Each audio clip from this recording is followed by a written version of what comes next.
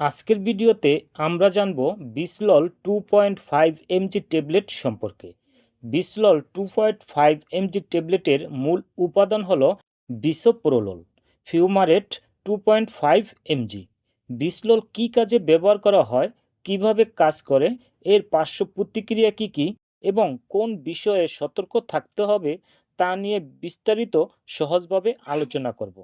বিসলল 2.5 কী?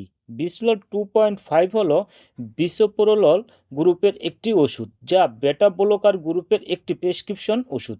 এটি হৃদস্পন্দনের গতি ও হৃদযন্ত্রের কাজের চাপ কমাতে সাহায্য করে এবং রক্তচাপ কমাতেও ভূমিকা রাখে।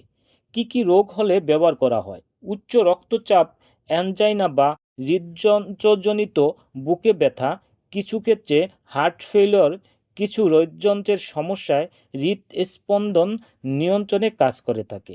বিসলল খাওয়ার পর কারো কারো মাথা ঘোরা, দুর্বল বা ক্লান্ত লাগা, রক্তচাপ কমে যাওয়া, হাত পা ঠান্ডা লাগা, বমি বমি ভাব ইত্যাদি সমস্যা দেখা দিতে পারে। মনে রাখবেন, বিসলল নিজে থেকে শুরু বা বন্ধ করা উচিত নয়। বিশেষ করে নিয়মিত সেবন করলে, হঠাৎ বন্ধ করলে হৃদযন্ত্রের সমস্যা বা আগের রোগের অবস্থা থেকে খারাপ হতে পারে। বিসলল প্রতিদিন 1 থেকে 2 বার খাওয়া যেতে পারে, তবে অবশ্যই চিকিৎসকের পরামর্শ মতে।